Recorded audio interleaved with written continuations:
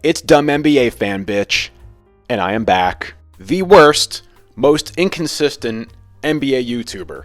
But you know who is worse than me? The Miami Heat in the third quarter last night against the Orlando Magic. An absolute embarrassment, an abomination to us all. Anyway, I don't even want to talk about this game. The NBA is back, baby. The NBA is back. Same old shenanigans and tomfoolery. LeBron's getting away with travels. Draymond Green already got a technical foul. Sports betting being shoved down my gullet against my will already. That god-awful Wingstop, no flex, zone is still running on air for like the third season in a row. Those actors must be billionaires off of the residuals and royalties they're making off that commercial. The Celtics are out here basically breaking basketball in half. I don't know who's going to beat them. Bridges out here shooting like he's the Tin Man from the Wizard of Oz when he doesn't get enough oil. He'll be okay.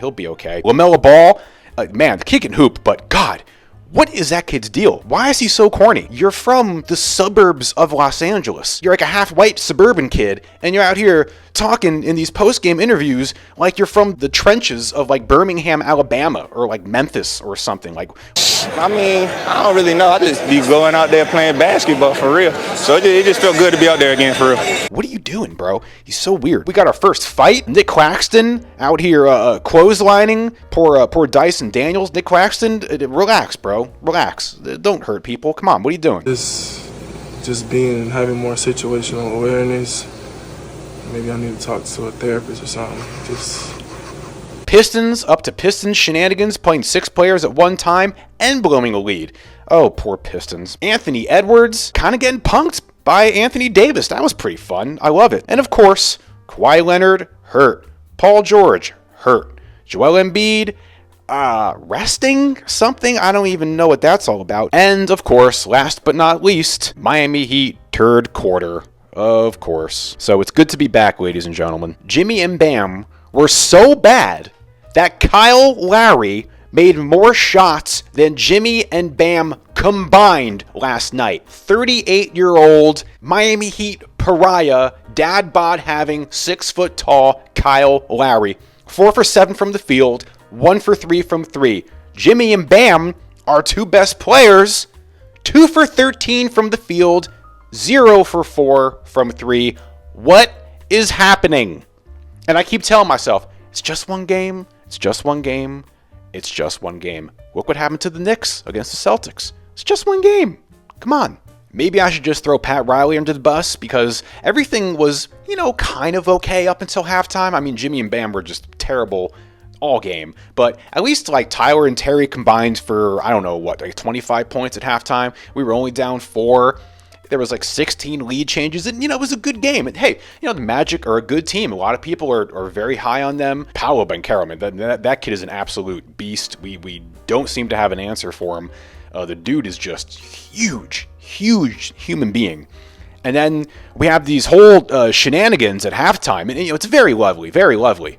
And I love Pat Riley. Was that not the longest halftime in the history of the NBA? That halftime felt like it was a half an hour long.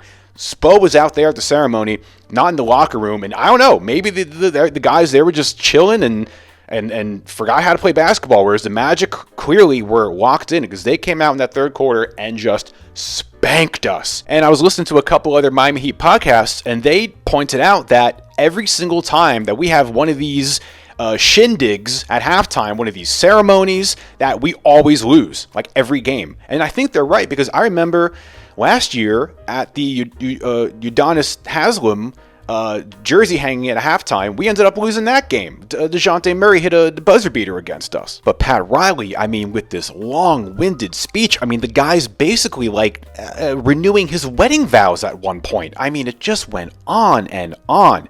And it's very lovely, and he's an accomplished guy, and I love him. But we got a game to play here, and we just came out in that second half flat.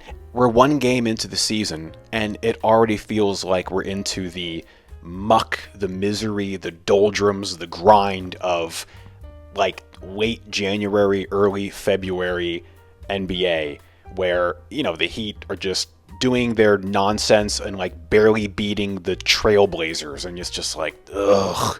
And we're one game into the season, and I'm already exhausted. I'm usually optimistic about the Miami Heat to the point of delusion, but I don't know. I'm leaning a little bit more towards pessimistic and cynical right now. Maybe I'm just really bitter from that game last night because I was really hoping that it was going to be a good game, and that second half just disgusted me. And I get it happens, but that should not be happening on opening night, and especially against a division rival, against a team like the Magic. I was pretty hyped on the Heat, and I still am. I think we'll be okay, but we had a great summer league. You had the summer league champions. Bam was great in the Olympics. You had a really nice preseason. I didn't watch all of it, but I did watch that Hawks game where I was really impressed with everybody, especially that third quarter in the Hawks game. Jimmy had a great game. I know it's preseason. We have a healthy Terry. Jovic, he's in, the third year or whatever. Hopefully he has a breakout year. He had some nice moments in the first half. Jaime's going into his second year. Jimmy's in his contract year. He should be motivated to have a big year. Bam, everybody with this whole, Bam can shoot threes now. Bam shoots a three. Everybody's talking about it. I don't know. I'm not that into that. I hope he proves me wrong and becomes a decent three-point shooter, but I don't think that's going to really move the needle for us all that much. We'll see how the whole Bam shooting threes thing goes. Tyler is playing more off ball now. He had some nice moments. One thing I do really like about Tyler from last night is that he definitely put on muscle. I heard he put on like 8 pounds of muscle, and he's not settling for so many of those low percentage floaters and mid-range shots, even though he is pretty good at those. But I do like that he's really getting to the basket and using his body a lot more. So that's pretty nice. When the Heat play well, they're usually playing well because Jimmy and Bam are involved, and they're playing with pace. They have ball movement. There's a connectedness when they play. They tap into their dynamic. They have chemistry. They're having fun. They're engaged.